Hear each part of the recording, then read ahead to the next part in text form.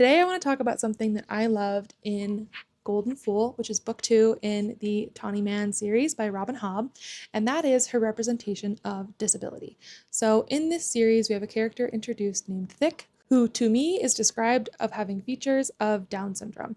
And if we think about the fantasy sort of historical context that this series is written to be in around anywhere between like the 1600s to the early 1800s, somewhere around there, if we think about like social norms and technological advancements and the way that people would have reacted to anyone existing outside of the approved social norm.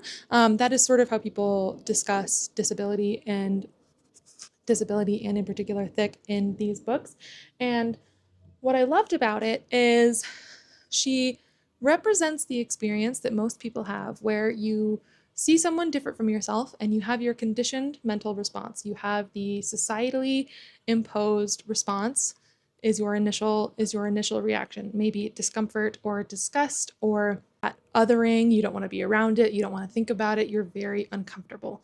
But then you have that second layer where you challenge those thoughts and you figure out what you actually think and you decide how you actually want to act.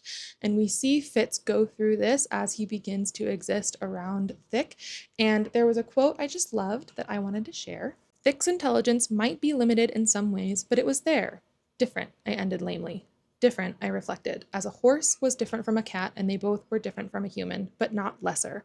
Almost I could sense how his mind reached in another direction from mine, attaching significance to items I dismissed, even as he dismissed whole areas that anchored my reality. Now, one tricky part of that quote is the comparison to animals. Obviously, any sort of comparison that could be seen as dehumanizing is not great. I think the reason it works in this context is because Fitz is witted and he values and sees animals as on the same power and hierarchical structure as himself. To me, that didn't stick out as a red flag. But what I loved is that he immediately values and recognizes Thick's different experience of the world. And as the books go on, he treats Thick with care and love and respect in a way that many others around him are either unable or unwilling to. And I just loved the way his character was written.